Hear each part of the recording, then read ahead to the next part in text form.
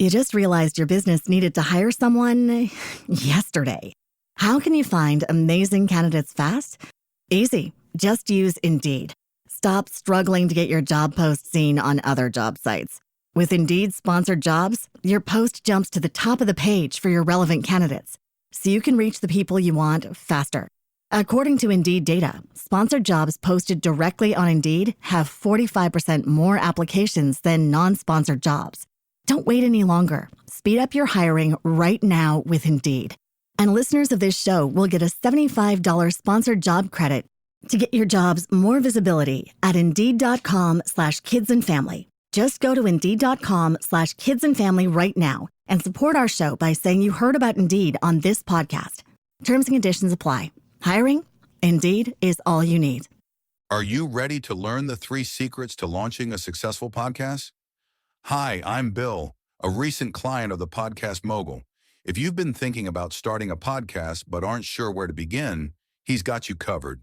He is hosting a free webinar where he will share the 3 secrets that can help you launch, grow, and monetize your podcast without any fancy equipment or technical headaches. Click the link in the show notes to save your spot now and let him help get your podcast off the ground.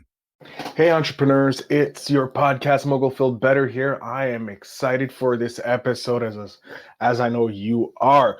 Before we jump into this episode, I'm going to ask you if you are also a podcaster and you're looking to grow your podcast or monetize your podcast, make sure you stay till the end of the episode. I have a special deal for you, or a special offer, if you will. But ladies and gentlemen, without further ado, let's jump into the episode.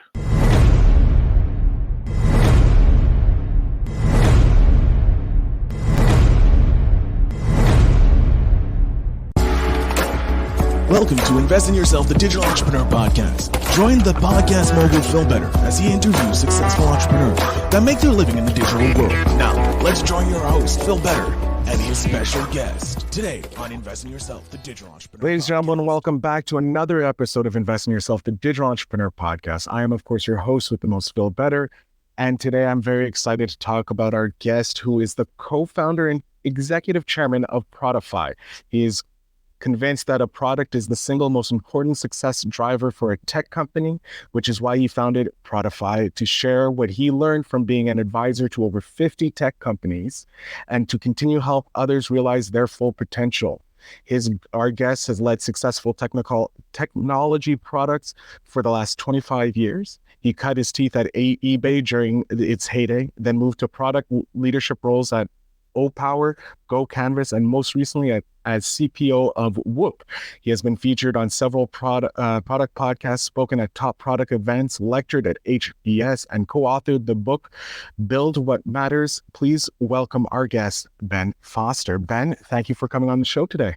Hey, thanks for inviting me. I appreciate it. Ben, I gave you a very nice little intro there, highlighting some key moments of your success, but I would love for you just to give us a quick introduction in your own words. Yeah, sure. Sounds good. I've been involved in the whole ecosystem of technology and Silicon Valley and things like that for really the entirety of my career. I had the great fortune of getting started back in 1998, I guess. So it was kind of like this perfect moment in Silicon Valley where, everything was kind of like taking off up into the right. And that was all before the big .com crash, So during that couple of years window, I just had all these amazing opportunities thrown at me to learn so much because nobody really had experience with the internet. Nobody had experience with a lot of these, kind of like technology products, et cetera. And so, I felt like I had this amazing just chance to get to learn so much so fast. And I was given so much more responsibility than I think anybody would ever justify giving to somebody at that age now. And I guess kind of, based on that, I just learned and I tried to apply the kinds of things that I learned. You learn from a lot of mistakes, you learn from your successes as well. And I had the good fortune of having some great mentors, and it really kind of took me down the path of really getting very excited and very deeply invested in the kind of like product and technology community. I've stayed very involved in that because I really just love it. It's something that I can't really break away from entirely. And so, most recently it's transformed from being in operational roles myself as like a chief product officer, et cetera, into more helping early stage founders with their journey based on a lot of the kinds of principles and things like that I wish that I had known when I was getting started myself. And if, hey, I can help them to see around corners and help them be successful along the way, that's fantastic. I love that. I love that. And I love how you're taking your time in the trenches and you're like, okay, I'm stepping back here. I don't need to be in the trenches. I'm going to pass on to the other people in the trenches, making sure that they know what's coming around that corner so that they don't have to worry too much. And that's a great role to take. But I want to know, like you said, you got started back in its heyday, like 98, were cutting your teeth. How did you come into that role? Like, how did you stumble into the Silicon Valley role? Well, I was in Silicon Valley. I graduated Berkeley. I graduated from UC Berkeley it was kind of funny, looking at it in retrospect. I majored in statistics. And back then, surprisingly, nobody even knew what to do with that degree. I mean, obviously now it's like well regarded and it's really valuable in these technology companies and things like that. But at the time, people were like, what are you going to do with that degree?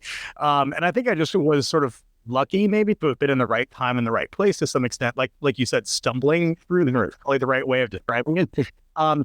But I was, the way that I found myself into it was one of the kinds of things you could do with the stats degree was help with kind of like financial analytics type things for Wall Street investor types, et cetera. Right. And so I ended up finding myself at a company that just happened to have software embedded in it. And we were selling some of that software to those companies. And so I started out as a support analyst, just kind of answering, questions from, these quick, crazy Wall Street investors that were dropping a bunch of F-bombs, what they're, really upset about why our numbers were 2 basis points off of Bloomberg and things like that. And I was trying to answer their questions. And as I was doing that, I was also QAing the software. And as I was QAing that software, bug reports started to turn into feature requests, which started to turn into directional guidance for where the product could go and things like that. And then literally one day, somebody came over to my desk and they just said, hey, would you like a job in product management? And I was like, what's product management? And so they described it to me and I got involved in that. And, this was during this window when so many companies were growing and a bunch of venture capital money was just kind of flying around. And so there were all these like really interesting companies getting started, getting founded. And I had a chance to work with a lot of those good ones and learn from some of the best of the best. I was at eBay from 2001 to 2005, and that was just a magical time to be there. The stock price was soaring during that window. We were, acquiring all these new customers as internet expansion was sort of like, taking place, et cetera. And I had an amazing team of people that I got to kind of like learn from. And so that kind of just led to one thing being the other, but that's essentially the story of how I got to what I'm doing today. I love that. And what you're doing today is very interesting because it's not what most people would think you're doing, because you have a service-based business, but you deal with products for other companies. Yeah, it's kind of a weird irony, when you think about it, because as an entrepreneur, I've founded my own company here along with my business partner, Rajesh Nerlikar. And between the two of us and then a number of other folks that we've brought on since then as well, we've been able to build a really successful boutique advisory practice that sort of coaches a lot of product executives. It coaches a lot of early stage entrepreneurs. It coaches a lot of, engineering teams and things like that across different technology companies. And what's interesting about that is that when you're running a services company, you do things so differently than you do with a product company. And I constantly find myself talking on the one hand with a client saying, you need to do these kinds of things, you need to do those types of things, this is what's going to make you successful. And then turning around to an internally focused meeting with my own team and saying, okay, scratch all that.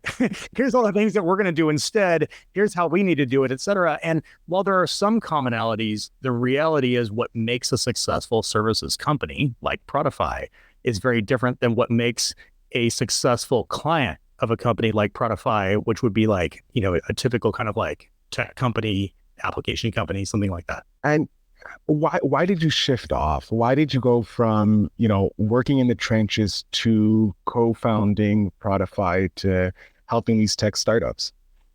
Yeah, it's a couple different things. I would say one of them is as you do the job more and more, you start to realize all the general principles and things like that that have made you successful along the way, right? And in doing that, I realized that I had as much interest in sharing a lot of those principles and sharing a lot of those kinds of frameworks and things along those lines with others as I did in applying them myself. And honestly, there's a level to which it can become almost like boring to do it again when you're kind of like, okay, I've worked for the fifth different, tech company, and I've basically taken the same kind of playbook and applied it myself in a couple different, situations. I was more interested at that time of refining that playbook and sharing it with others in such a way that it could make them successful as well. So I really enjoyed the mentorship aspect of it. And then I started to realize that, I think as I just matured and become a little bit older in my, career, and, I've been doing product now for 25 years, that it was more interesting to me at this stage to try to pay it forward. I had these great mentors that I got to work with when I was younger in my own career, et cetera. And I learned so many things from them. And if there was a way that I could do something similar for the next generation of product people, that was something that was sort of like more compelling at this stage of my career than just kind of like giving it one more run myself as well. I like that. I like that aspect because, yeah, you have your playbook. It's going to work when you go there. Now it's like, it works for me. Let's see if we can get it to work for others aspect and helping those people coming up. Because when like the rising tide lifts all ships, you helping as many people as you can. If you could go back to your 10-year-old self, I love this question because it's so unique. What advice would you give yourself? Would you give yourself any warnings? Would you change anything you want that happened in your life? It's a really interesting question. And I'll tell you where my mind immediately goes. I'm going to try to see if there's some key message or takeaway that's in real time as we're going through here. So I think the story I would tell is I was a really shy kid at that age, and I really struggled to kind of fit in, I think, socially with a number of people, et cetera. And I felt like what I needed to do, kind of like, image to others in order to kind of like fit in. And in what I did to make that happen was, say I liked, I don't know, I'm just going to make stuff up, bands that I didn't even like, or I said, things that I was interested in that I wasn't actually interested in. And, things like that to try to like kind of fit in some particular way or to be successful, I guess, in how you think about success as a 10-year-old. And unfortunately, that carries with it this great deal of inauthenticity, right? And as a result of that, you're not confident. You're not going to project that type of thing because you're not being yourself. And maybe the lesson that I would have learned from this, and the thing that I would tell myself, is that it would be far better to just be yourself, be confident in yourself, have that authentic version of yourself, et cetera, that matches with who you are. And you'll find your people, you'll find the group that is going to sort of like match with that really well. And you don't have to sort of like conform to this sort of set of standards that somebody else has kind of like randomly defined. And I guess, if I was going to maybe project that forward now to like, how does that lesson apply in like the business world, or if you're an entrepreneur, et cetera? You're jumping the gun. I was going to ask that. Yeah. Okay. Well, go ahead. Yeah. No. Yeah. How would you apply that to a business world sense? Wow. Amazing question. Yeah. Fantastic. I would say, that the same thing really applies when it comes to companies. I just talked about this difference between being a services company and a product company, for example. And if all you did was, as a services company, pay attention to what product companies did, or vice versa, you'd probably be taking a lot of the wrong kinds of lessons and trying to apply those, wondering why you're not fitting in, wondering why that's not, actually working for you as a business. And you got to do the things that are necessary for your business. You got to do those things that are going to make you successful, given the type of business that you're trying to be. Don't try to be something that you're not. There was this one time that I was getting coffee with somebody locally, and he was like a financial services person, like a financial services planner and stuff like that. And he was asking me, he's like, okay, so tell me all the tricks about being a product company or whatever. I'm like, why would you want to be a product company? Like, the thing that sets you apart from everybody else is the quality of the actual services and the relationships and things like that you can build with your clients, et cetera. Like, that's actually what makes you unique. What you should be asking is, how do you do a better job with those types of things that are specific to your particular business, given what you've chosen as your target market, given what you've chosen as the value proposition to your customers, and so on. And it's just going to be completely different for different kinds of, companies. And I think that that's one of the difficulties out there, is that people will try to read books, for example, and try to derive everything that they're supposed to get out of a book. And having been an author myself, there's this big dilemma, which is, on the one hand, you want to share with as broad of an audience as you can some principles that you've picked up. But on the other hand, you kind of know that the reality is that the way that they should be applying those principles might vary from one company to another. And so you don't want to have it be so generic, because then it can't be like applied directly within a given company. But you also don't want to have it be so narrow, because then 90% of the people who are reading your book, it doesn't really apply to them, right? And so a lot of this sort of advisory work and consulting work and things like that, we never felt like writing a book was going to interfere with that business, because we wanted to share some of these high level principles. But then how you actually apply them is going to vary depending on the unique qualities of the business that is trying to apply them, And I think that maybe that's the lesson, to kind of go back to the story of the 10-year-old, right? Is like, don't try to be some generic version that somebody else has defined for you to be.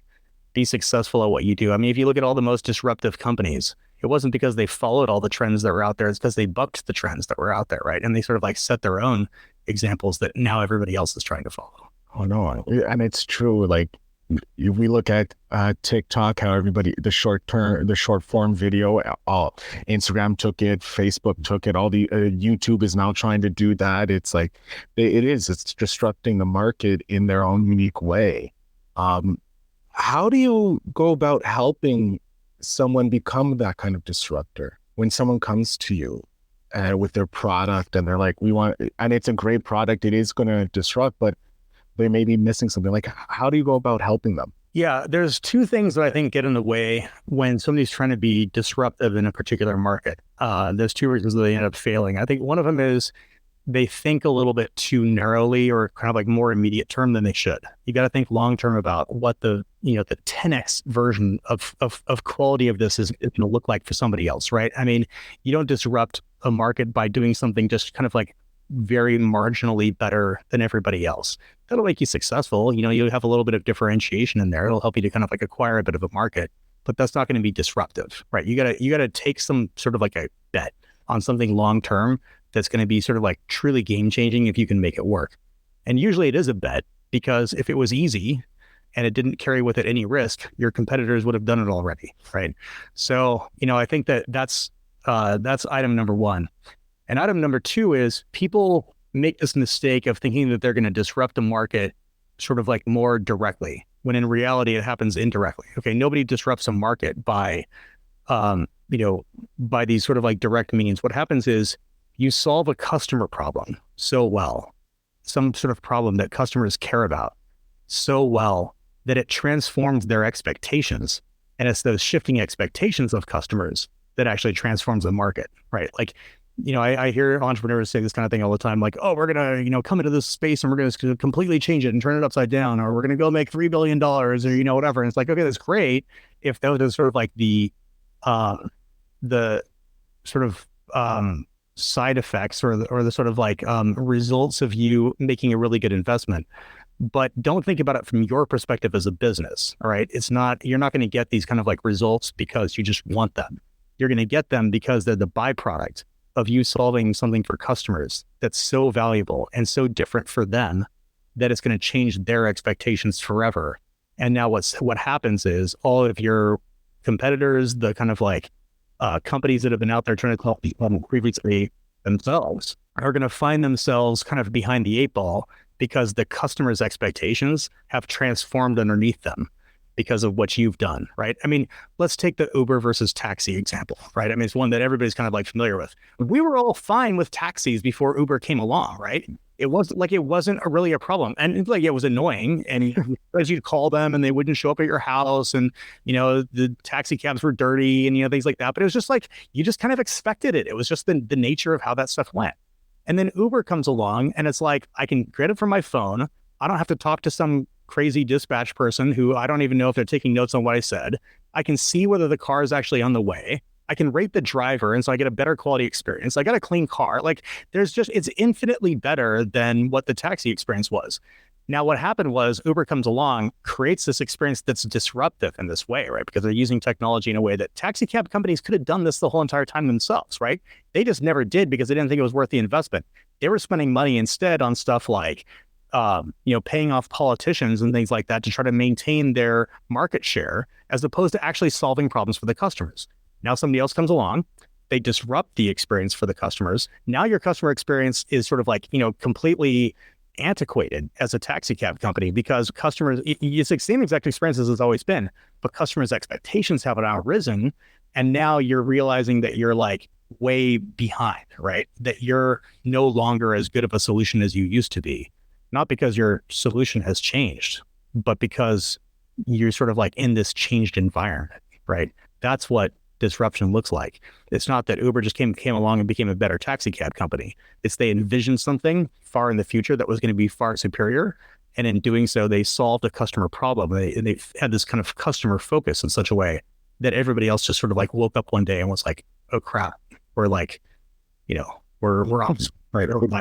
We're 20 years before the dinosaurs got hit by the meteor. Sure. In your 25 years of doing product management and with Prodify, you probably have gotten thousands of memories of client wins and personal wins. Do you have one that you would like to share with us, so that like to see some of the wins that we could, some of our audience can look forward to when they jump into this space of entrepreneurship? Yeah, I think that I'll focus on, with Prodify, having built a gold standard reputation. I think that there's something about that, especially in the early days.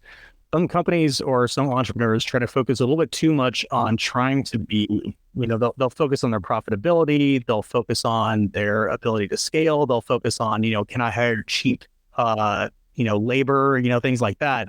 And like, yes, eventually you do need to get to those kinds of like stages where you build up you build up a business that allows you to then make margins, because you're charging something over here, and the cost of the labor and the cost of goods sold and things like that ends up being lower, right? But in the earlier days, the most important part is making sure that you never lose demand, right? It's all about driving demand, driving desirability of your brand that you're establishing, et cetera. So one of the things that I did early on when I was advising a lot of different kinds of companies is I would fly out to clients. That wasn't the expectation for what I was supposed to do. I would, I could always meet with them over the phone or Zoom or something like that. And I would just intentionally go out there and fly out to meet them. I'd grab lunch with them. I'd start to build some personal relationships, et cetera. I'd reach out to them proactively, which was above and beyond what the nature of the consulting arrangements were and things like that we had, and so on. But what it did is it helped to build that kind of gold standard reputation of like, wow, if you're ever going to work with a product advisor, this is the guy you got to go talk to. Like, this is the guy who goes way above and beyond. I don't even know how I'd be able to get done the things that I get done without this relationship that I've sort of like, built. And then what happens is you start to establish yourself more and more. And then later you get into the stage of saying, okay, how do we make sure that we can actually do this at a scaled level, right? So do I need to hire another advisor as part of my firm? Do I need to hire another kind of consultant who can come in and make sure that, the margins and everything else kind of like makes sense? I mean, sure, yes, you eventually need to do that. But if I had kind of like gone and did that first and sacrificed the quality of that gold standard reputation, I wouldn't be still getting all the referrals that I'm getting today from all the former clients that I had these great relationships with that continue to kind of like send business in this direction. I love that. And referral business is pretty much in a consulting world. Sorry if there's loud noises coming by every once in a while. I apologize. Wait, sorry, I'm just jumping into the question again. Referral business is something that is kind of like the mainstay in consulting business, because you can't really advertise in the normal sense like a product-based business can with being a consultant. And you mentioned the gold standard flying out. What other pieces of advice would you have for someone jumping into the consulting world? How they can maybe do their own gold standard or stand out a bit? Yeah. I mean, certainly in terms of, in terms of establishing that reputation, I think that you should look broadly about where that reputation lives. So is it just the clients that you've worked with who have that reputation? How is word of mouth actually spreading? So I'll give you an example. In the companies that we tend to work with, most of them are venture capital. So, and each of those venture capitalists have multiple companies that are in their portfolio. So that creates an opportunity for us to work with a company, have a connection into the VC fund that's their investor. They get the good sort of word of mouth because of the quality of the work that we put in at the company level. Now, if we only work with companies and we don't even work with venture capitalists, that doesn't mean that we don't care about our reputation within venture capitalists. In fact, that probably matters more than anything else, because you do really good work with 2 or 3 different companies in their portfolio, and they say, hey, that's great. Can I point you to 10 other companies in my portfolio? Now I go meet them, but they have multiple investors as well that are outside of just that VC. So now you go meet the next VC, right? And then you meet their portfolio, et cetera. And so you start to realize that your reputation isn't just limited to the companies that you're working with or the customers that you have. There's an entire network that's out there where your reputation matters. So I would encourage any entrepreneur who's working on a consulting business to be thinking about how that word of mouth actually spreads and how they can establish a reputation, not just with the kinds of clients that they work with, but the referrers of those clients, right? And what's going to make them say, wow, this is the person that you really need to work with. So my question now, you mentioned earlier, being a disruptor, you have to take that bet that's going to be long-term. What's the long-term for Ben? What is Ben's 10-year mission, let's say? Really, at this stage in my career, I'm mostly interested in just sharing a lot of the principles and best practices that I think have made a lot of these very successful technology companies successful, and averting the mistakes that some of the unsuccessful ones make. I mean, for every one you hear about, there's 9 that failed, right? And so separating those things out and saying, here's the kinds of things that drive success, here are the kinds of things that interfere with success, here's how it changes over different stages and so on. To the extent that I'm able to package that up, like we tried to do when we wrote Build What Matters, we can package that up and we can share it with the kinds of companies that we're trying to serve. Then I feel like we're successful in sharing those practices so that the next generation of product managers can be successful as well. And the interesting thing about product management as a discipline is that nobody really learns it in school. Like nobody majors in product management. And yet it's one of the most valuable and important functions in any given technology company. So how do people kind of arrive there? How do they learn their skill sets if they're not, learning it while they're in the university or something like that, right? And the reality is they're learning it through apprenticeship. They're learning it because somebody else has been there and done this for a long time. And they kind of take them under their wing, show them the ropes, answer their questions, correct their mistakes, and so on, until they become so strong at it that they can then mentor that next generation themselves. And really, that's kind of like the place that we like to play. And if I can retire in 10 years or 20 years or whatever it is and say, here's this list of hundreds of people that I've had this kind of influence on, to me, that's success. Oh, I like that. I want to touch on your book because you did bring it up, Build What Matters. What was the biggest driving force behind writing this book? Mm-hmm. Well, we were working with a lot of different companies as advisors, as consultants, and we were having great conversations with them in depth about, how some of the concepts, the things that we've learned along the way apply in their particular business. But we were always constrained by the number of hours that we had in a day to actually work directly with those clients one-on-one. And so what we realized is that we wanted to share it with a broader base. I don't care necessarily about just having impact, here and there. I want to try to have that influence more broadly as well. And that was kind of like the reason that we embarked on the project of authoring this book in the first place, was just to have a broader cast net in terms of our ability to have that kind of positive influence within the space. But as we were writing it, I think a second thing emerged, which was that it made us a lot better at what we do as well. It, of course, always been giving advice and, things like that along the ways. But when you have to put it down and you're writing it in a book, you can't have any holes in it, right? Like it has to be very, very airtight. And as you're putting it together, you realize, hey, wait, I've got to, explain the narrative of how I get from step 1 to step 2, from step 2 to step 3. And if there's something that's like not even like perfect there, then I've got to explain it in a better way. And it made me learn my own stuff better by trying to teach it. You know how it's kind of like you learn best by attempting to teach? Yeah. Really, that was sort of like the experience, I think, of writing a book. And when I look at it in retrospect, I thought that I knew a lot more than I did when I started writing the book. And I realize now how little I actually knew at the time that I started writing the book and how much more I know post writing the book. You know what I mean? Does that make sense? No, it does. It's like that saying when you have the three experts, someone who's just starting thinks they know everything, whereas someone who's been in the game for years doubts their knowledge and knows they don't have that much.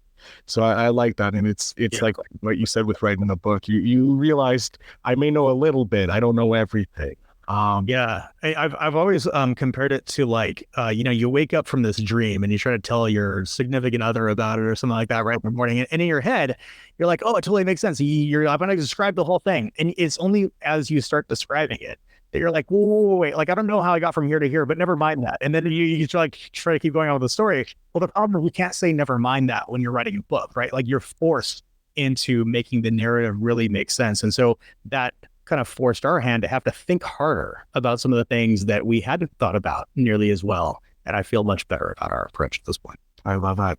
Ben, we are coming to the end of the episode. I hate this because I'm having such a great time talking with you about your journey and Prodify, but I'm going to jump off stage here. I want to let you have the last little bit. Tell my audience where they can find you, how they can get in contact with you, if they're a tech company looking for some advice for their products and that. So the floor, sir, is yours. Sure. Thank you. I appreciate it. So two different places I would point you to. Number one is our website, which is prodify.group. That's PRODIFY.group, GROUP. And then the other place is just on LinkedIn. I'm on LinkedIn all the time. I'm posting things constantly. I'm looking at my messages constantly. Reach out to me. Tell me you had a chance to find me on this podcast. And my handle is just Ben Foster. Really easy. So you can kind of like find me there as well. But I always love to chat with people who are in the space, learn a little bit about what the kinds of things that they're working on, discover whether there's some sort of way in which we can help each other and so on. But those connections really mean a lot to me. And it's one of the best parts about working in the tech space is meeting all these amazing kind of like entrepreneurs and people trying to create new ideas, new kinds of products. Awesome. Ben, I can't thank you enough for coming on the show and sharing your story and talking to us about all the stuff you've done with Prodify and your advice and your knowledge. Well, thanks, Phil. I appreciate it. Really great podcast. It's great to be on.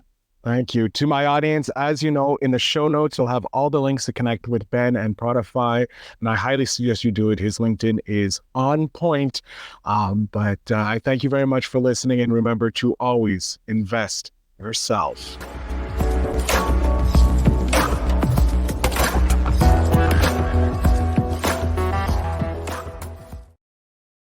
Hey, digital entrepreneurs, thank you so much for listening to this episode. I hope you guys have enjoyed it. Now, if you're looking to take your podcast to the next level, like most of these entrepreneurs have taken their business to the next level, to scale it, if you will, make sure you check out my brand new newsletter. Links are down below. It is called the Monetization Mogul Syndicate newsletter, or it could be Phil Better Stories of Monetization Moguls, or Making Moguls. This is what I do. So make sure you go ahead and check that out. But I want to thank you very much for listening. And as always, remember to invest in yourself. Thanks for tuning in. Now it's time to take the next step. When you're ready to dive deeper into how to launch, grow, and monetize your podcast, Phil's got something special for you. Join him for a free webinar where he'll reveal the 3 secrets that have helped countless entrepreneurs succeed in podcasting. Click the link in the show notes to save your spot, and let's turn your podcasting dreams into reality. You just realized your business needed to hire someone yesterday. How can you find amazing candidates fast? Easy. Just use Indeed. Stop struggling to get your job post seen on other job sites. With Indeed sponsored jobs, your post jumps to the top of the page for your relevant candidates, so you can reach the people you want faster. According to Indeed data, sponsored jobs posted directly on Indeed have 45% more applications than non-sponsored jobs. Don't wait any longer. Speed up your hiring right now with Indeed. And listeners of this show will get a $75 sponsored job credit To get your jobs more visibility at Indeed.com/kidsandfamily. Just go to Indeed.com/kidsandfamily right now and support our show by saying you heard about Indeed on this podcast. Terms and conditions apply. Hiring? Indeed is all you need.